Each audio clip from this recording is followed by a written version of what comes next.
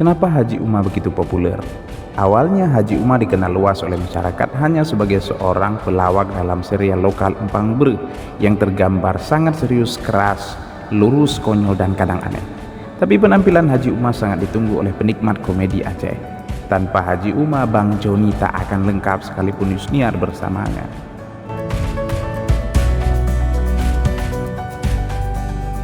Ketika semua masyarakat mabuk dengan dunia internet yang masuk sampai ke desa-desa, serial Empang Bre tempat Haji Uma tampil tidak terlalu menjadi prioritas lagi. Saya pribadi tidak lagi menunggu atau menonton Empang Bre, sebab terlalu banyak alternatif untuk menyaksikan komedi-komedi lucu, seperti dari YouTube misalnya. Tapi Haji Uma tetap dikenal masyarakat. Kenapa Haji Uma?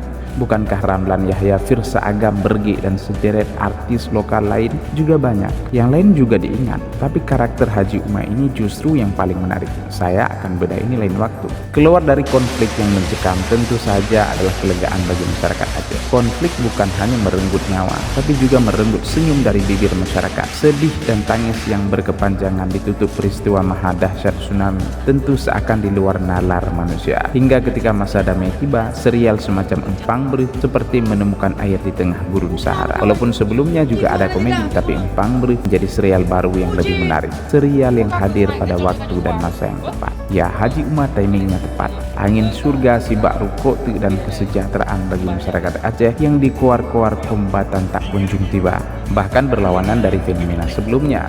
Mereka yang berangkat dari hutan menuju kursi empuk menjadi lupa, kaca mobil ditutup rapat, terlihat klimis dan sangat elitis. Walaupun sebagian masyarakat fanatik dengan GAM, tapi masyarakat membutuhkan sosok baru yang penuh empati. Sama rasa bersama rakyat. Haji Uma berhasil melakukan ini. Kemenangan pertama Haji Uma menjadi anggota DPD RI mungkin hanya karena ia terkenal sebagai tokoh lawak.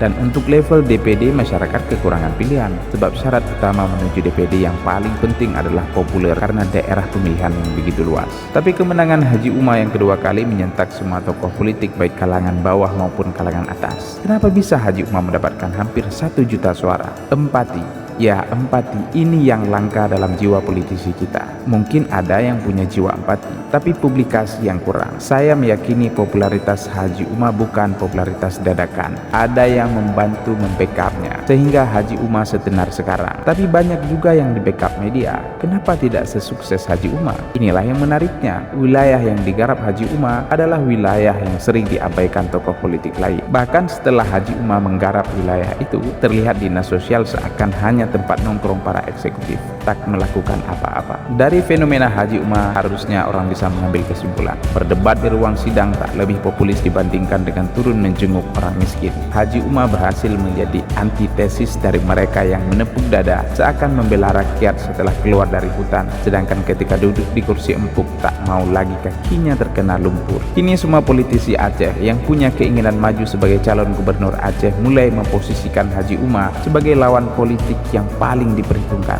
Tak sedikit ingin Haji Uma menjadi wakil mereka. Lalu kenapa bisa Haji Uma semenarik itu? Bagaimana pula peta politik Aceh jika Haji Uma maju sendirian? Saya akan bedah ini di video selanjutnya.